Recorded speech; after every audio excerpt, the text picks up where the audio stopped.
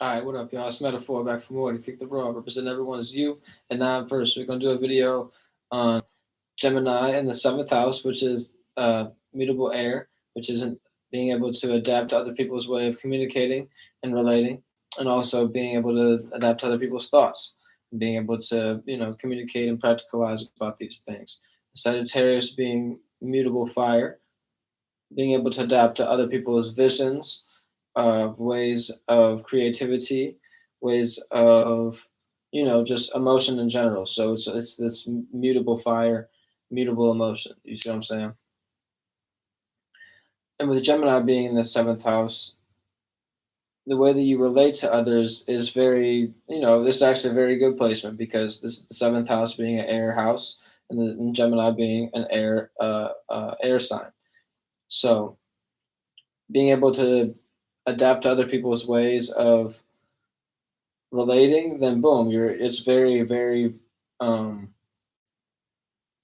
it's very practical, of course, like I say, because it's like, the the air and the earth is practicality, and the fire and the water is more non-practical and more emotion based. To say that the air and the earth is logic, and the fire and the water are very emotion.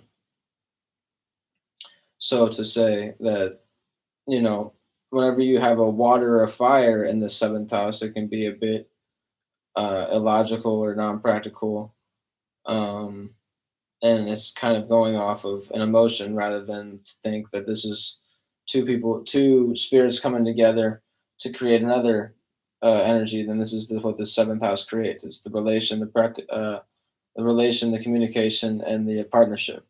So whenever you're riding on this ship with another person, it's very easy going whenever you have the air behind it. You have your ship, and you have a nice wind in your sails, and boom, you're going where you want to go. So to say that the ship is going, the sails are mutable. It can go whichever way we're gonna go. Okay, we're going the wrong way, so boom.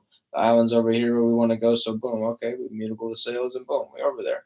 So to say that if you had maybe a fixed placement in the air, it might not be as good, but it also, think about it this way: you have like a fixed water in here. To say that you have Taurus in the first house, and you have maybe like Scorpio, or yeah, Scorpio in the seventh house. And then you'd obviously have it the opposite way. You'd have Scorpio in the first house, and then Taurus in the seventh house. To say that, when you're flying your ship together, and it's like, okay, this doesn't even make sense. This to move the sails right now. The map says we're going over here, and that's where we're supposed to go. You know, maybe the water done shifted you a little bit, and you hit a big wave, and you think you're going this way, but you're really over here, and you're going over this way. Just say that, you got to look at the compass to say, like, okay, let's get logical with it. To say that if we're on our ship and we're going the right way, let's make sure we check our compass and be logical about it. But the Scorpio in the first house might be like, no, look, we're going the right way. Don't even try to look at that compass. Don't even try to fuck with my emotions. And to say that, you have Taurus in the first house, and the seventh house individual on the other side, you would be like, hey, let's look at the compass, and you're about to go. You're literally pulling it out, and they slap it out your hand. Say, do you not trust me? It's like crazy like that. That's how the water and the earth, it kind of creates that mudslide. And also, so let's go into the maybe like the fire here.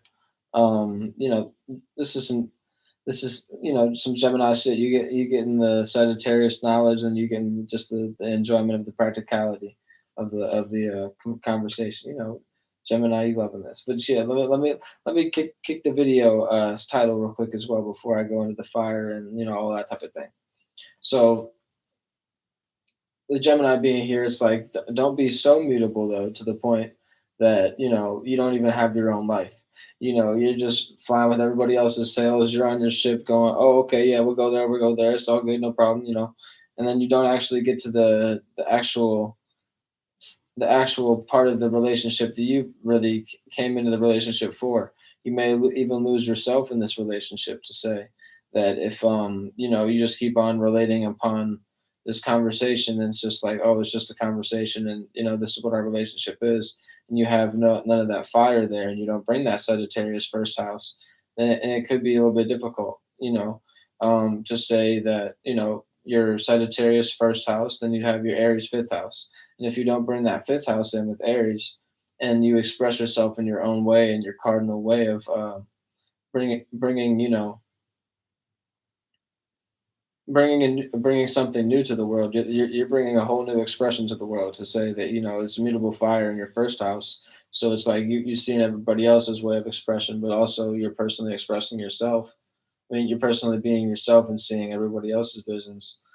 And this fifth house allows you to say like, okay, when I do express myself, it's going to be something completely new that somebody's never ever seen, because Sagittarius tends, like, shouts out to Peace Dealer, he calls Sagittarius the wild card.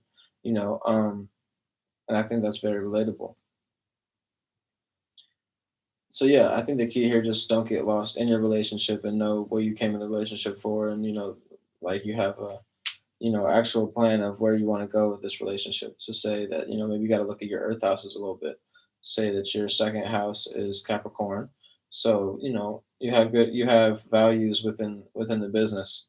So it's like a business aspect whenever you're valuing things, and you're kind of like the general. You don't really got faith and shit whenever it comes to your values. But it's like if somebody proves it every day, then boom, that's what's up. Your sixth house would then be Taurus. So your schedule is kind of fixed. So to say, if you're able to, tap into your dreams instead of just all this scheduled nature, and you're able to tap into maybe your illusions of like, oh, maybe if I did something a little bit different in my schedule, like I might turn out a little bit different. But this is all it's all subjective shit in a way, to say that when you're talking to fixed signs. But yeah, to finish the other expression that I was having before, I was like, okay, let me just click the video title.